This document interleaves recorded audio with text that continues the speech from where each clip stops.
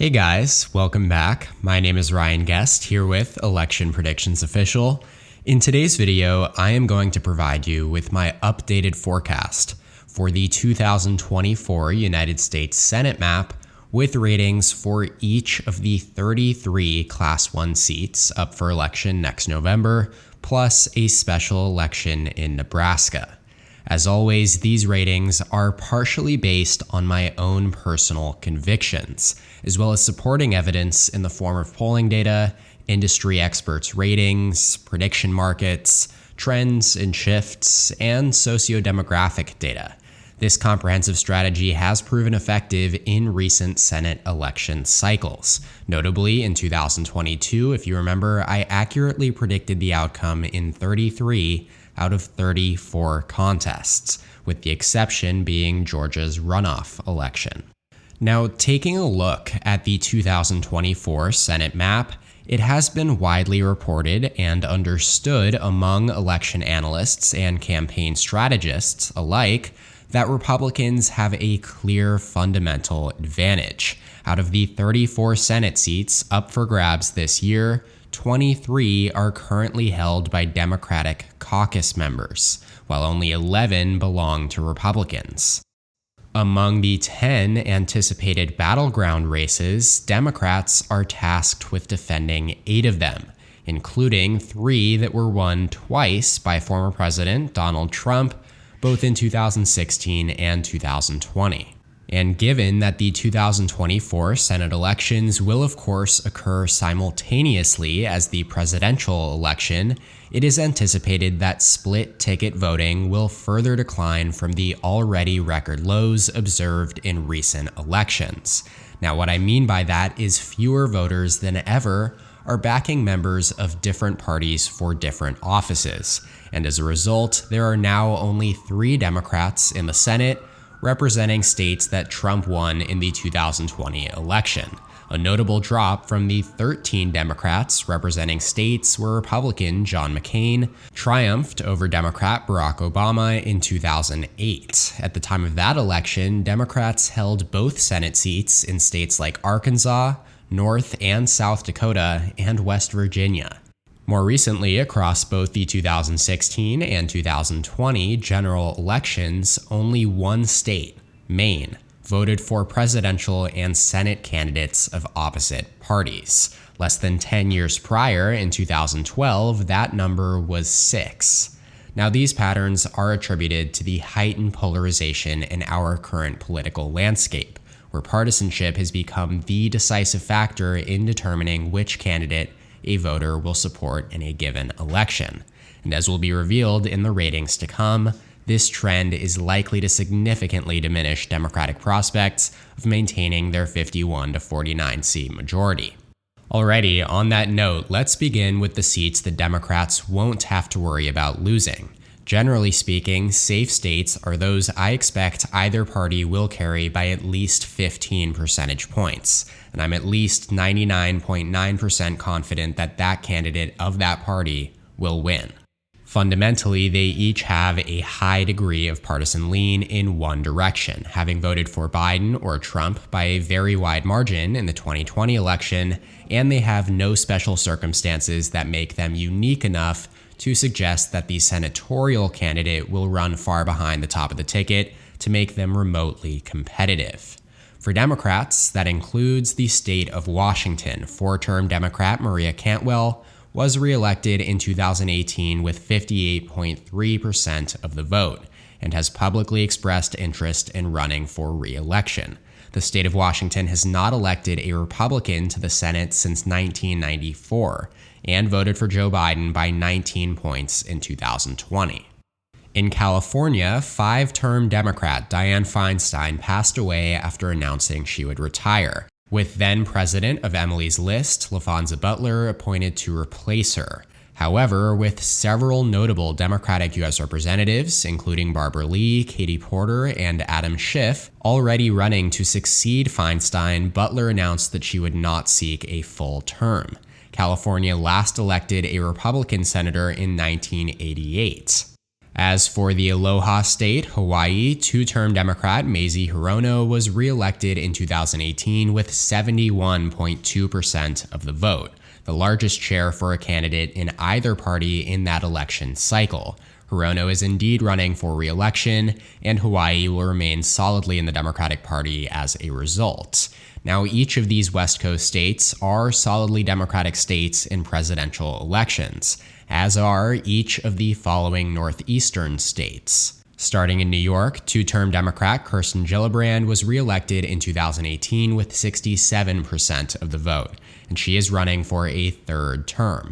And whoever emerges out of the Republican primary will be facing a reasonably popular two-term incumbent, with the Democratic president on the ballot just 4 years after Biden won New York by 23 points. In Vermont, three-term independent Bernie Sanders, who caucuses with the Democratic Party, has yet to announce whether he will indeed run for re-election. But Vermont is the most Democratic state in the entire country, according to Cook PVI. Just to the south, the second most Democratic state is Massachusetts, where two-term Democrat Elizabeth Warren was re-elected in 2018 with 60% of the vote. Warren announced that she is indeed running for re-election. Three-term incumbents Sheldon Whitehouse and Chris Murphy are running for re-election in Rhode Island and Connecticut, respectively, and both won in 2018 by greater than 20-point margins. Moving on, as previously mentioned, Democratic incumbents are retiring in Delaware and Maryland, but neither state has elected a Republican senator since the 90s, and that is unlikely to change in 2024 as Biden won both of these states by more than 19 points in 2020. Finally, the state of Maine is a uniquely intriguing race, as two-term incumbent Angus King, an independent who caucuses with the Democrats, like Bernie Sanders, intends to run for a third term, despite previously hinting that he may retire. King consistently ranks among the most popular senators in the entire country and has defeated a Democrat and a Republican in each of his previous contests.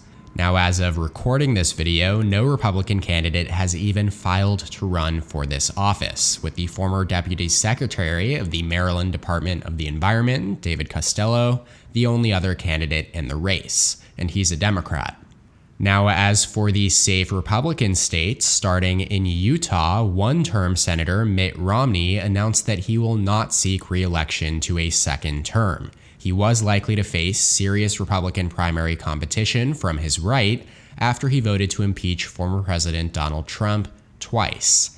Regardless, Utah is a safe Republican state come November of 2024. No Democrat has served in the Senate from the state since 1977. In Wyoming and Nebraska, two-term Republicans John Barrasso and Deb Fischer, respectively, were re-elected in 2018 by significant margins and are both running for a third term. Pete Ricketts, meanwhile, will be running as an unelected incumbent in Nebraska's special election after being appointed to replace Ben Sasse, and he is unlikely to face real competition in the primary or the general election as Nebraska voted for Trump by 19 points in 2020 and has also not elected a Democratic senator since 2006. North Dakota and Missouri both feature one-term incumbents, Kevin Cramer and Josh Hawley, respectively, who unseated Democratic senators in 2018. Cramer defeated Heidi Heitkamp by an 11-point margin, and Hawley defeated Claire McCaskill by 6 points. Both will likely win by much wider margins running as incumbents now and in a presidential year, as North Dakota and Missouri are assuredly Republican states. In Mississippi and Tennessee, two-term Senator Roger Wicker and one-term Senator Marsha Blackburn are running for re-election, once again, respectively. Neither state has elected a Democrat to the Senate since the 80s. Finally, in the state of Indiana, one-term Republican Senator Mike Braun is running for governor, and Congressman Jim Banks has already received the endorsement of former President Trump and Senate Majority Leader Mitch McConnell. He has no notable competition in the primary right now, but even if he did, those endorsements mean he is very likely to proceed to the general election, where he'll be heavily favored over whoever his Democratic opponent is. Trump won Indiana by 16 points in 2020, and Braun flipped the seat blue to red by 6 points in 2018, which was a Democratic wave year. Oh, and in the state of West Virginia, incumbent Democratic Senator Joe Manchin announced that he would not seek re-election to a second term, all but securing this seat as a Republican flip.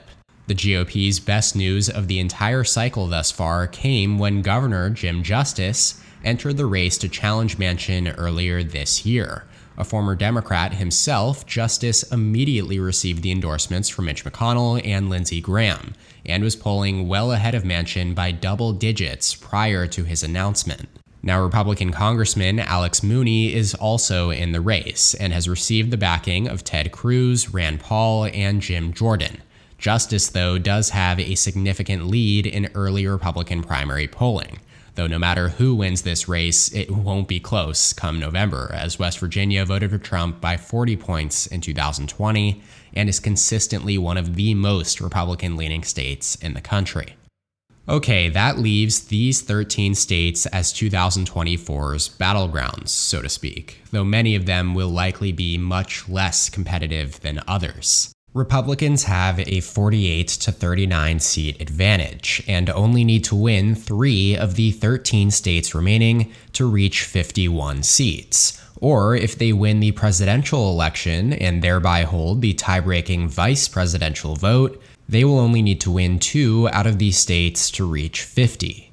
And taking a closer look at the map, you can see 1, 2, 3, 4 states that Donald Trump won in 2016 and in 2020, as well as 1, 2, 3, 4, 5, and 6 states that Joe Biden won by a single-digit margin.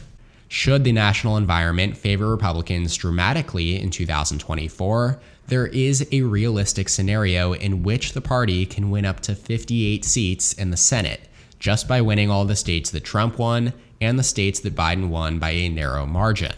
Now, of course, as things stand right now, there is no indication that 2024 will be a wave year in either direction. Early polling suggests an extremely competitive presidential election contest. Trump is currently favored by 1 to 3 points, depending on which polling average you're looking at, and history tells us that incumbent presidents, in this case Joe Biden, tend to poll near their absolute worst about a year out from a re-election day and make up ground over the months to come. Regardless, though, let's move on to the races we can label as likely to go in the Democratic column. Likely states are those with strong leans toward one party, but where an upset may be possible in a big wave year, or if a favored candidate faces some sort of scandal or unique circumstances where the prior margins or polling averages in these races may be close enough to make it interesting come election day.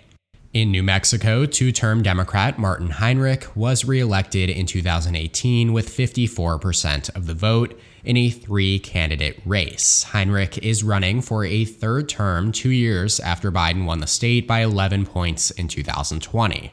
And New Mexico has not voted for a Republican in a major statewide election, that being presidential, Senate, or gubernatorial, since George W. Bush in 2004. Another state that Biden won by double digits with an incumbent running for re-election is Virginia. 2-term Democrat Tim Kaine, Hillary Clinton's running mate in 2016, was re-elected in 2018 with 57% of the vote. There was a lot of talk about Republican Governor Glenn Youngkin entering either the 2024 presidential or Senate race, as he will be term limited in 2025. But those talks have mostly died down after Republicans lost control of both chambers of the Virginia state legislature in November. Outside of Youngkin's surprise victory in 2021, Virginia has not voted for a Republican in a major statewide election since 2009, and it trended 5 points more Democratic at the presidential level between 2016 and 2020.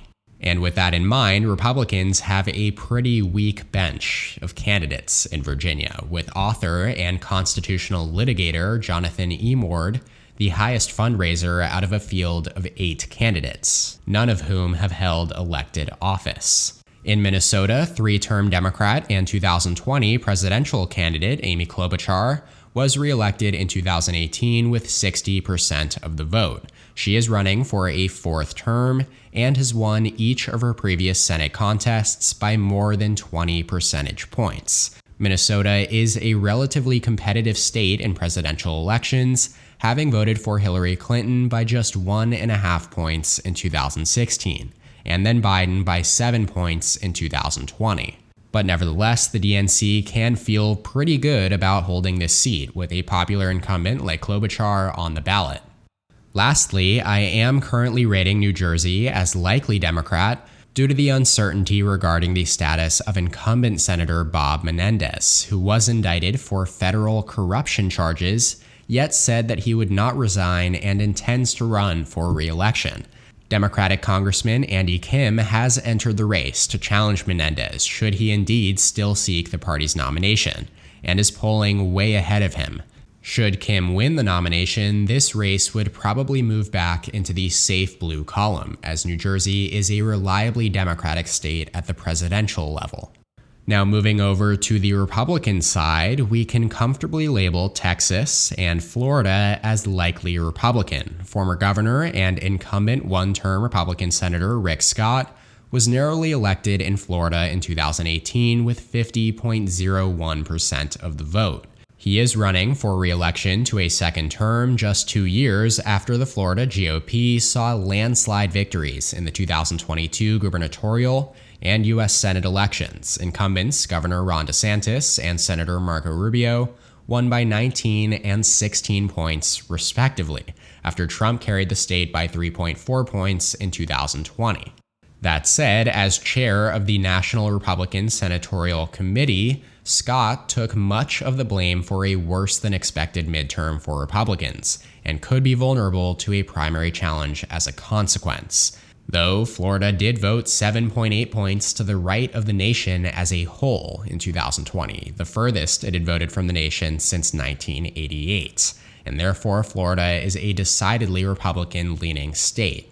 In Texas, though, two-term Republican incumbent Ted Cruz is running for re-election and is unlikely to face as strong opposition as he did in 2018, when he defeated Beto O'Rourke by just 2.5 points. Democratic Congressman Colin Allred is the favorite to win the Democratic nomination this time around, but despite the Democratic Party's ramped-up efforts to turn Texas blue, Trump won the state in 2020 by 5.5 points, and no Democrat has won a general election for statewide office in Texas since Bob Bullock was reelected as lieutenant governor in 1994.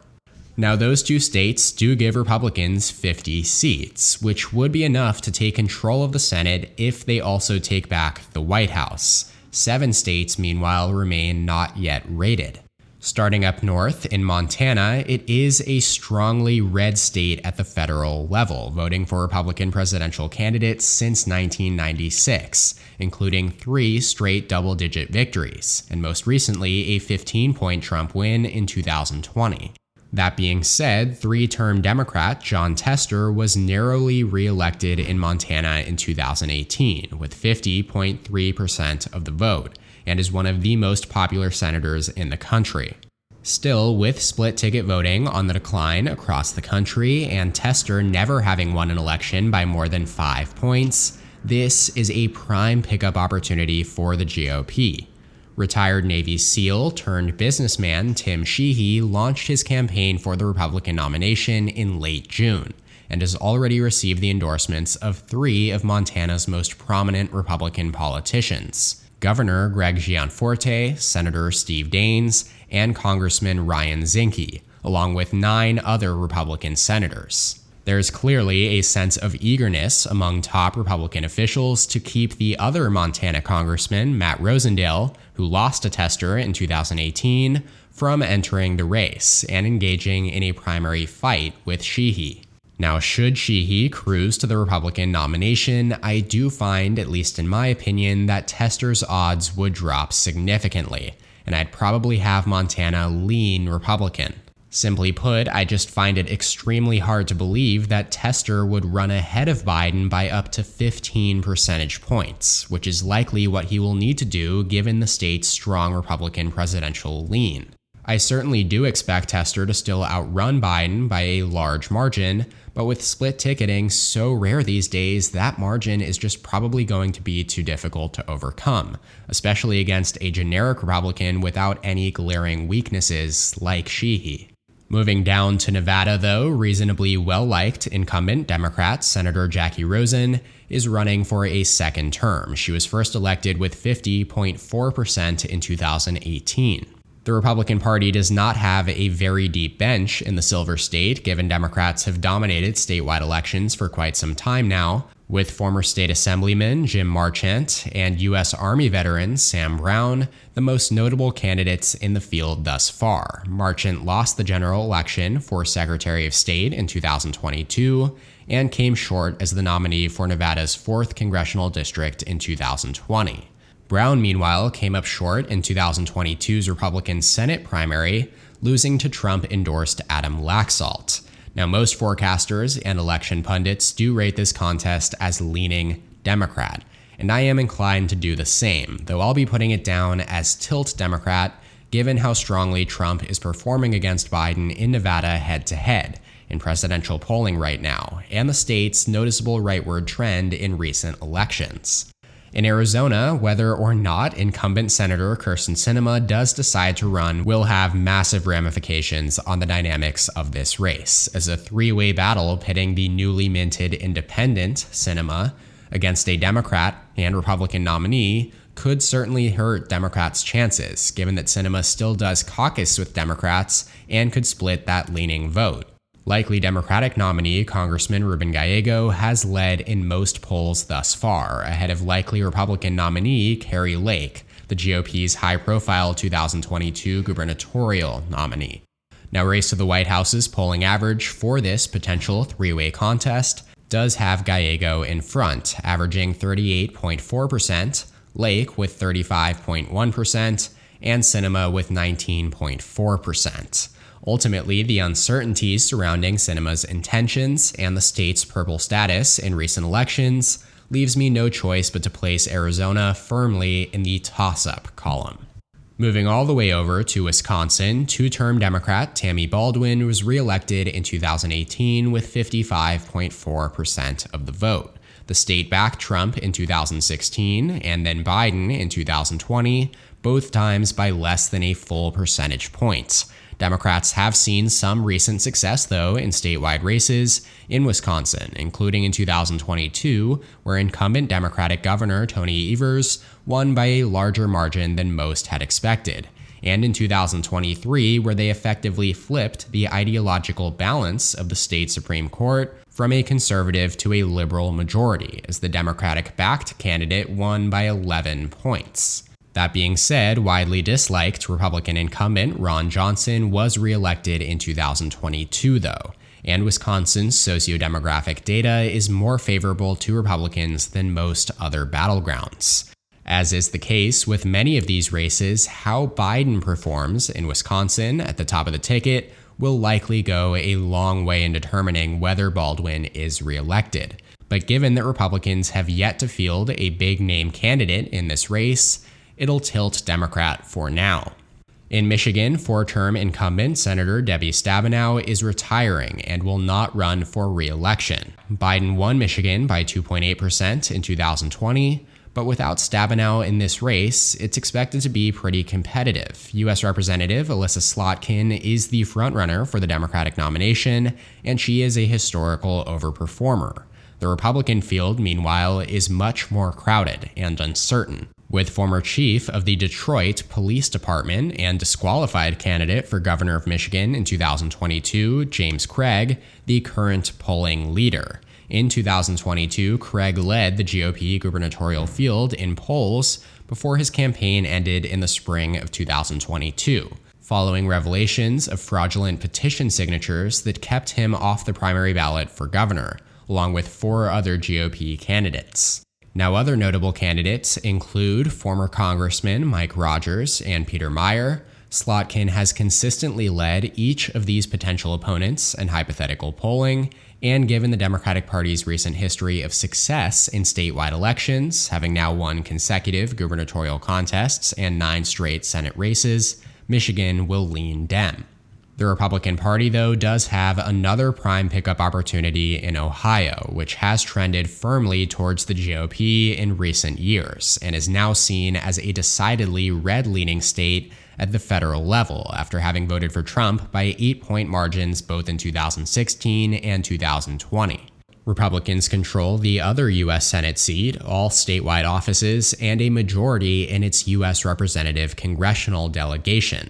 Additionally, Democratic Congressman Tim Ryan, viewed by many as the party's ideal candidate for the 2022 Senate election in Ohio, after incumbent Republican Rob Portman's retirement, still lost by 6 points to the Trump-endorsed writer and venture capitalist J.D. Vance. Here in 2024, though, 3-term Democrat Senator Sherrod Brown is running for a 4th term in Ohio after he was reelected in 2018 with 53.4% of the vote.